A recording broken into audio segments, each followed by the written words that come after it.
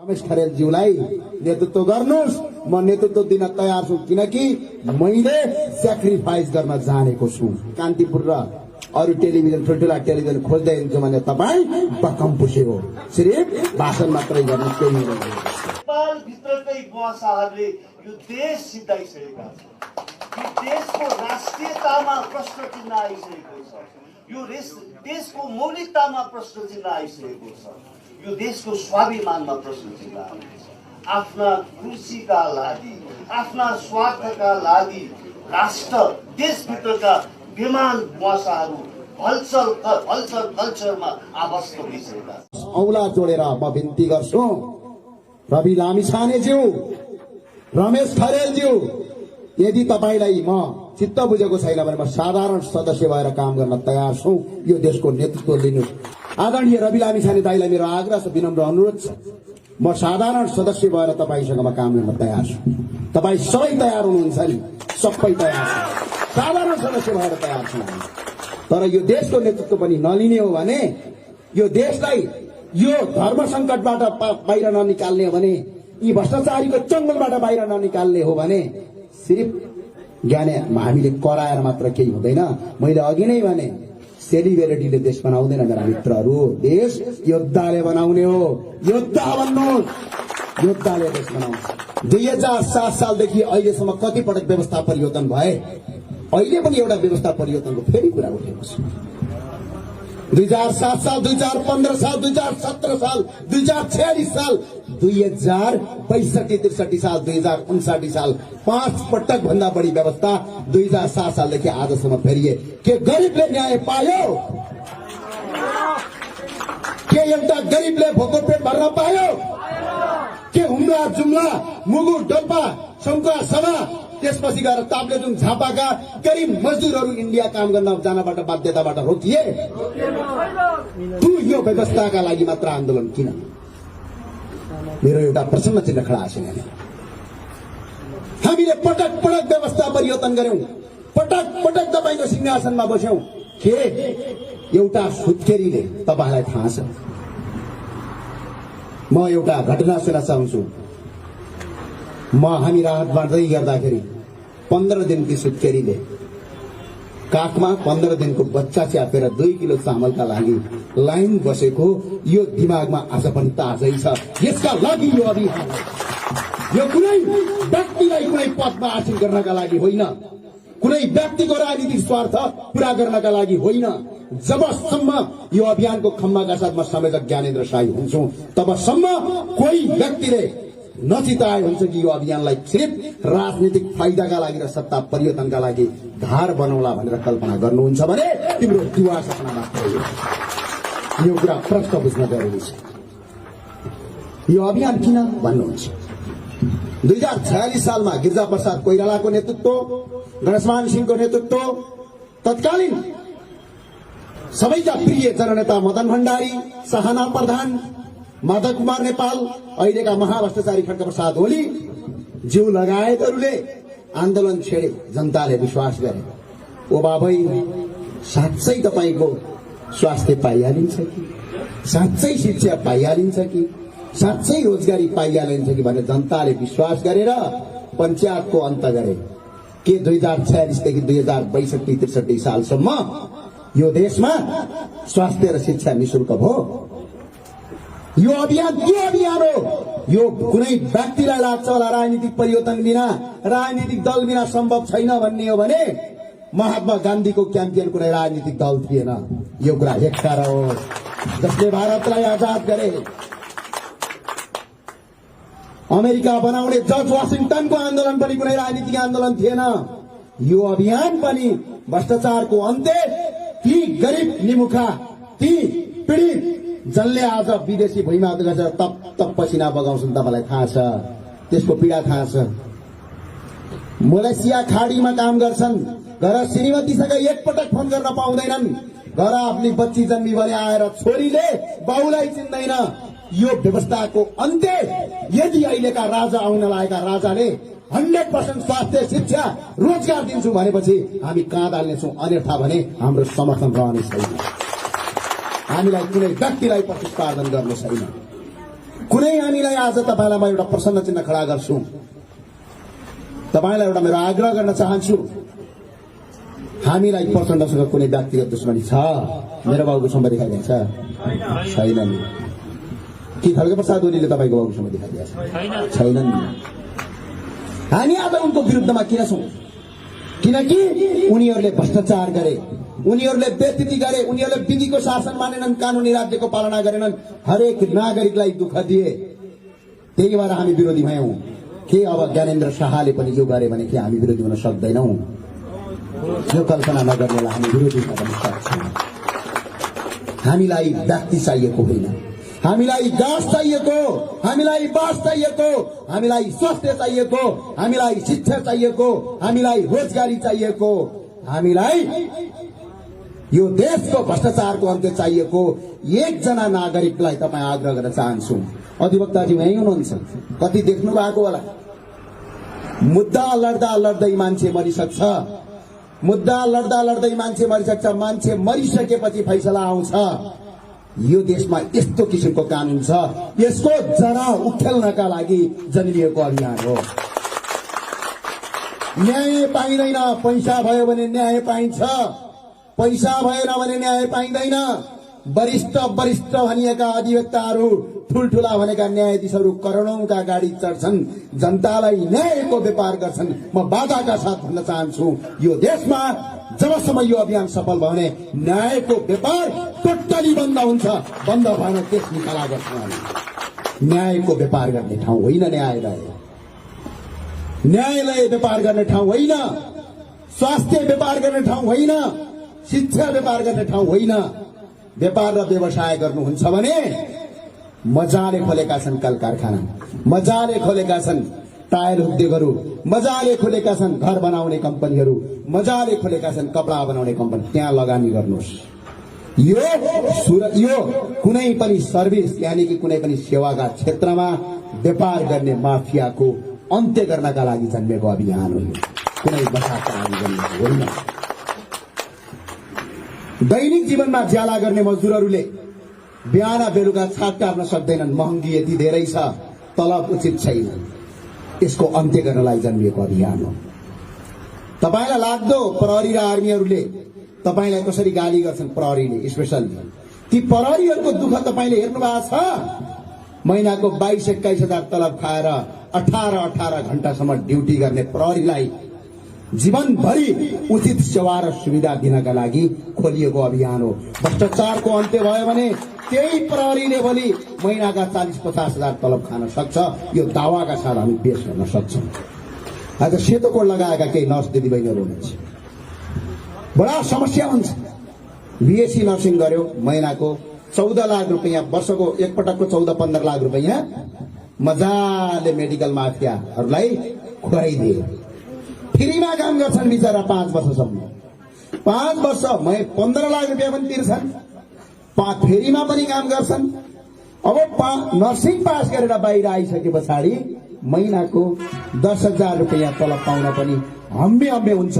यसको अन्त्य गर्नका लागि जन्मिएको कुनै पनि मेडिकल लाइनको डाक्टर या नर्सले 1 रुपियाँ पैसा तिरेर कहीँ पनि पढ्न नपाउने वातावरण दावाका साथ हामी सिर्जना गरेर छाड्छौँ। यो समय आउँछ देखाउन, त्यसका लागि खोलिएको अभियान। तपाईलाई लाग्दो होला कस्तो देशमा हामी हुर्केका छौँ थाहा छ तपाईलाई? गोदावरीको मार्बल बेच्न पाइँदैन साथीहरू, राजस्थानको मार्बल घर घरमा बेच्न पाइन्छ। गोदावरीको मार्बल यदि कसैले बेच्यो भने प्रहरी हत्कडी लगाएर घर आइपुग्छ। यो देशमा यस्ता कुलङ्गर, चाहे ती हिजोका पञ्चे र हिजोका कुनै बहुदलवादी या अन्य कुनै राजावादी हुन्, चाहे आजका गणतन्त्रवादी, यो देशको मार्बल बन्द गरेर राजस्थानको मार्बल बेच्छन्। हामी यो अभियानको उद्देश्य गोदावरीको मार्बललाई स्थापित गर्ने, राजस्थानी मार्बललाई त्यसबाट बाइकआउट गर्ने हो। तपाईलाई थाहा छ मलेसियाबाट मात्रै काठ आयात 1 वर्षमा 11 अर्ब भन्दा बढी हुन्छ।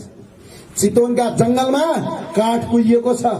काठलाई कसैले काटेर प्रयोग गर्यो भने त्यो गुण्डा हुन्छ, अपराधी हुन्छ। भनिएका सेलिब्रिटी कलाकारहरू पनि त्यसको प्रचार गर्दै हिँड्छन्, विदेशी एजेन्टहरू। यो अभियानले काठको व्यापार निशुल्क गुणस्तरीय रूपमा एउटा रुख काट्यो भने 2टा रुख लगाऊ, तर काठको व्यापार एसिया, चाइना, युरोप, अमेरिकामा नेपालीले गर भनेर खोज्छ। त्यसका लागि खोलिएको अभियान यहीँको स्रोत र साधनलाई प्रयोग गर्न सक्नुपर्छ।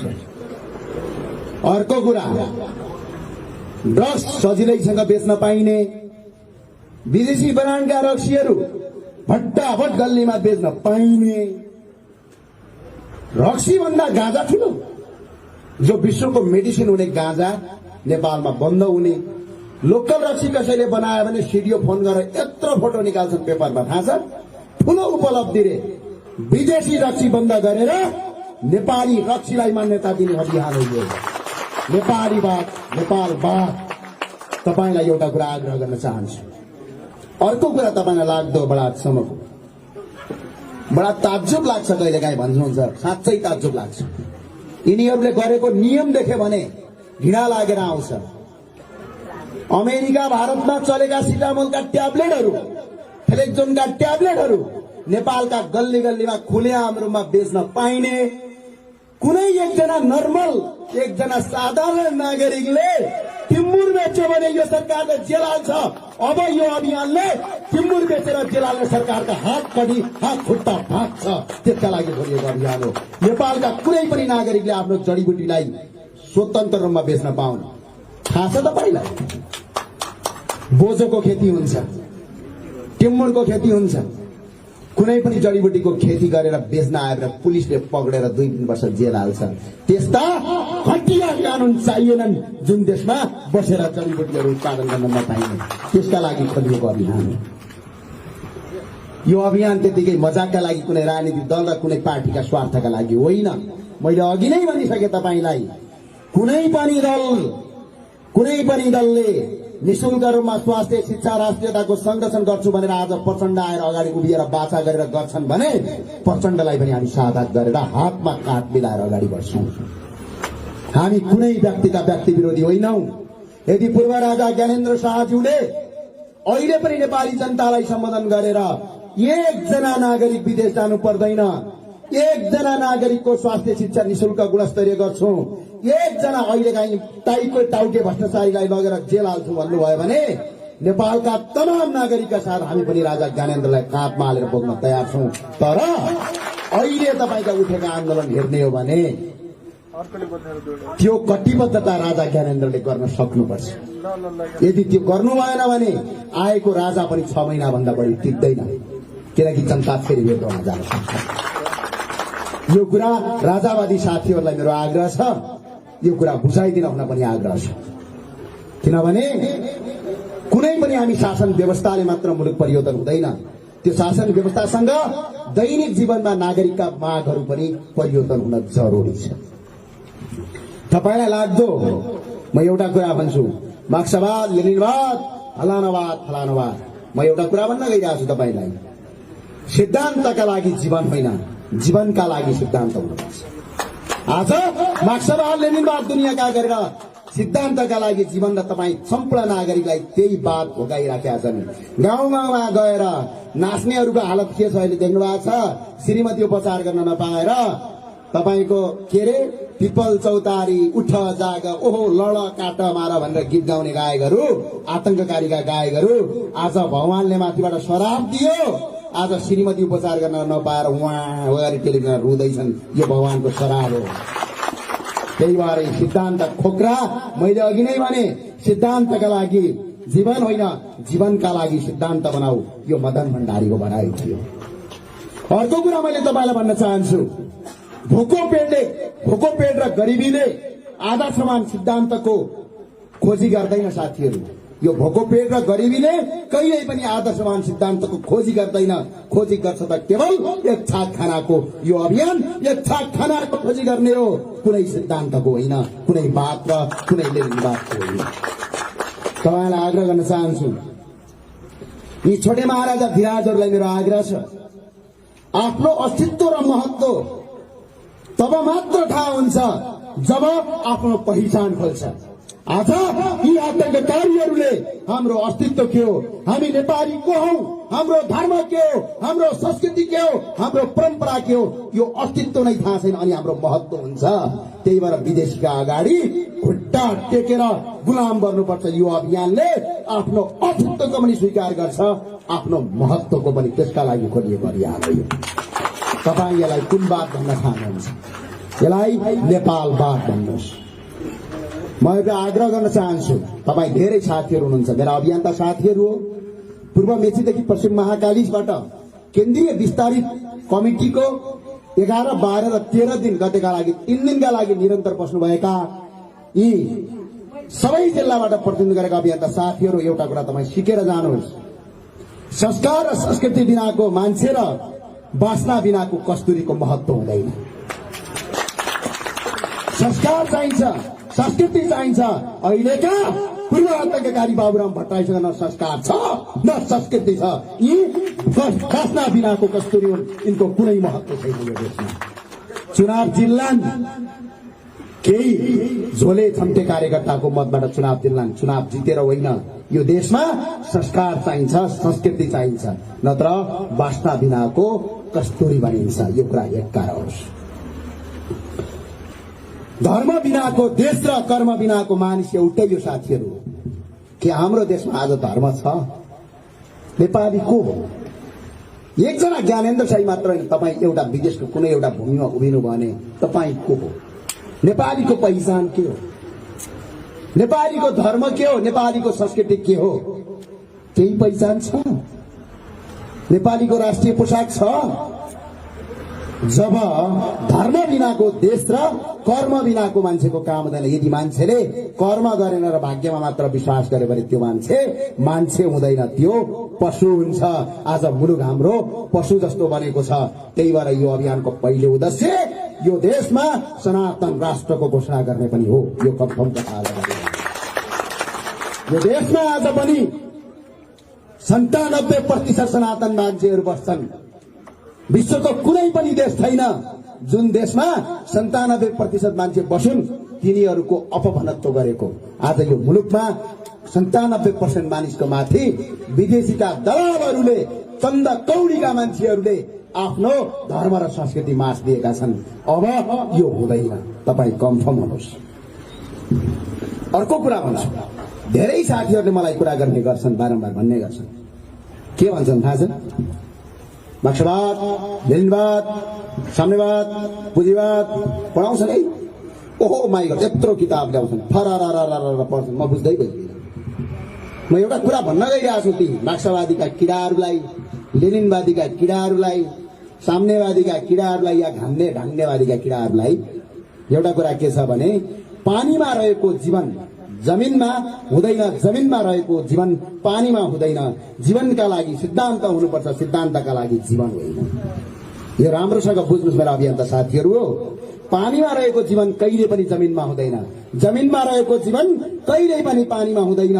जीवनका लागि सिद्धान्त हुनुपर्छ, सिद्धान्तका लागि जीवन होइन। यसको महत्व बुझ्नुभयो? यसको महत्व भनेको के हो भने अमेरिकामा लागेको डोनाल्ड ट्रम्पको राष्ट्रवाद नेपालमा काम लाग्दैन साथीहरू हो। 17औं शताब्दीको कालमार्क्स नेपालमा लागू हुँदैन साथीहरू हो। त्यही भएर अहिले देश विश्वको सबभन्दा गरिब बनेको। 17औं शताब्दीको कालमार्क्सलाई ल्याएर अहिले सिद्धान्त लागू गरे यत्रा किताब ल्याएर आउँछन् ठेलीका ठेली।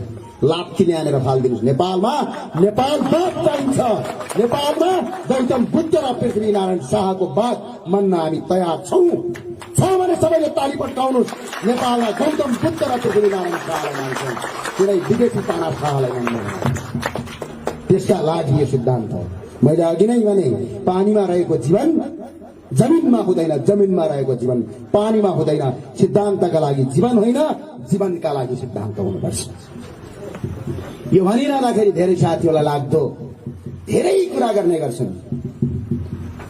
तपाईँ एउटा आन्दोलन गर्नुहुन्छ बा भन्न पार्कमा कराउने पनि तपाईँसँग छैनन्, अलग अलग छन्। विभिन्न टेलिभिजनमा कार्यक्रम सबै यताउति गरिरहेका मान्छेहरू, पत्र पत्रिकामा लेखिरहेका मान्छेहरू पनि तपाईँका अलग्गै छन्। आज म खुलाका साथ भन्छु, यो देश साँच्चै विकास गर्ने हो भने, यो मुलुक साँच्चै विकास गर्ने हो भने 10 औँला जोडेर म बिन्ती गर्छु। रवि लामिछानेज्यू, रमेश खरेलज्यू, यदि तपाईलाई म चित्त बुझेको छैन भने म साधारण सदस्य भएर काम गर्न तयार छु।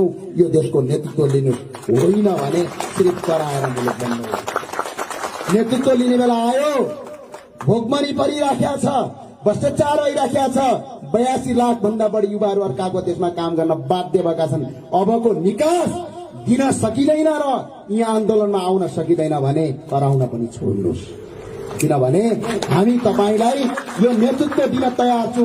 आज देशैभरिबाट तपाईँ आउनुभएको छ, देशभरिबाट आउनुभएको छ। आज रमेश खरेलको संगठनको एकजना सदस्य पनि छैन नेपालभरि, तर तपाईँ देशका कुना कुनाबाट आउनु भएको छ। तर पनि म भनिरहेको छु, रमेश खरेलज्यूलाई नेतृत्व गर्नुहोस्। म नेतृत्व दिन तयार छु, किनकि मैले सेक्रिफाइस गर्न जानेको छु, मैले त्याग गर्न जानेको छु। होइन नेतृत्व पनि गर्दिन, केही पनि गर्दिन। टेलिभिजनमा कान्तिपुर र अरू टेलिभिजन, ठुल्ठुला टेलिभिजन खोज्दै हिँड्छु भने तपाईँ बकम पुसे हो। सिर्फ भाषण मात्रै गर्नुहोस्, केही हुँदैन। तपाईँलाई अब खुला सुनाउँदैछ। अरू अभियन्ता साथीहरूलाई भन्छन्, धेरैले भन्छ, आउनुहोस् यो देशको नेतृत्व लिनुहोस्।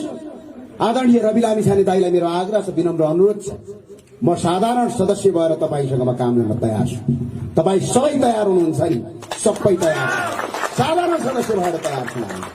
तर यो देशको नेतृत्व पनि नलिने हो भने, यो देशलाई यो धर्म सङ्कटबाट बाहिर ननिकाल्ने हो भने, यी भ्रष्टाचारीको चङ्गलबाट बाहिर ननिकाल्ने हो भने सिर्फ ज्ञाने हामीले कराएर मात्र केही हुँदैन।